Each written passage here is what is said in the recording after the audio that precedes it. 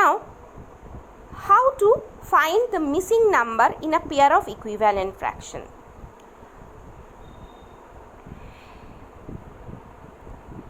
Again, there are three processes for finding missing number in a pair of equivalent fraction. First is by multiplication, second is by division, and third is by cross multiplication. This cross multiplication method we will learn in class 4. So, for this time being, we are not learning this process. By multiplication and by division method, we are going to find the missing number. Again, let us solve some examples to understand these things. So, for first time we are method 1 we will use by multiplication. Now, you have to understand when we need to multiply and when we need to divide for finding the missing number. See the first example, 2 by 5. Here numerator is missing, denominator is given 15. So, 2 5 equals to some numerator will be there, that we need to find out, and denominator is 15.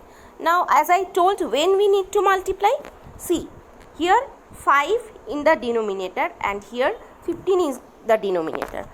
So, 5 is increasing, 5 is becoming 15. So, by some number 5 is being multiplied. Now, we have to find out by what number we will multiply 5 to get 15. Yes, you all know that 5 is if we multiply 5 by 3, then we will get 15. So, as we are multiplying the denominator by 3, so numerator also to be multiplied by 3. So, 2 by 5 equals to 6 by 15. So, we got the missing number. Here numerator was missing. So, the final answer is 6/15. Okay. Now, come to the next example. Here we will use division method. Why division method? See, the question is 14 by 21 equals to 2 by something. Here the denominator is missing. We need to find out the denominator. Now see, numerators are given. So 14 is becoming 2. So it is decreasing. It has decreased. So by something 14 has been divided. Then 2 we got. So now we have to find out by what 14 has been divided. For that we will tell the table of 2. We all know that 2 sevens are 14. So if we divide 14 by 7, then we will get 2. So as we are dividing numerator by 7, then denominator also we need to divide by 7. So if we divide 21 by 7, we will get 3. Okay. So the missing denominator is 3. So the final answer 2 by 3. Okay. Now some more examples I will explain.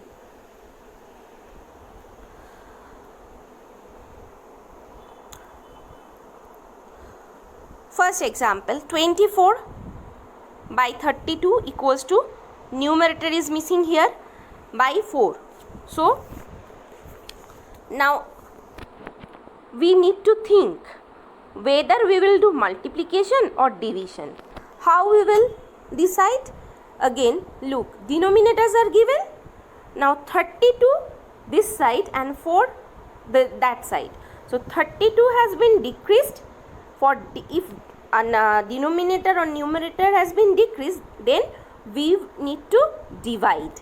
So by what we will divide 32? Yes. So for that we will tell the table of 4. 4 8s are 32. So 32 is divided by 8. So if we divide 32 by 8, we will get 4. So as denominator has been divided by 8, numerator also by 8 we need to divide. So 24 divided by 8, 32 also divided by 8.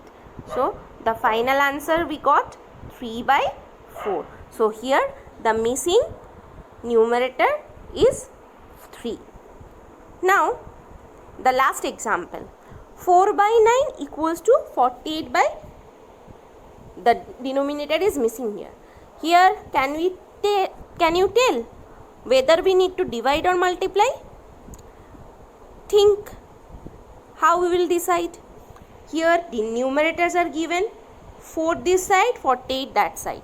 So 4 is becoming 48. 4 has been increased. So as I told, if the numerator or denominator is increased, at that time we need to multiply. So multiplied by what? 4 12s are 48. So we have multiplied 4 by 12, then we can get 48. So 9 also to be multiplied by 12. So if 9 multiplied by 12, we will get 108.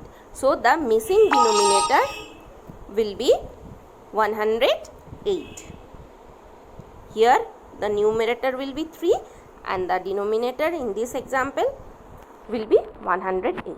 So in this way we can do the sums. I hope you all have understood. Thank you.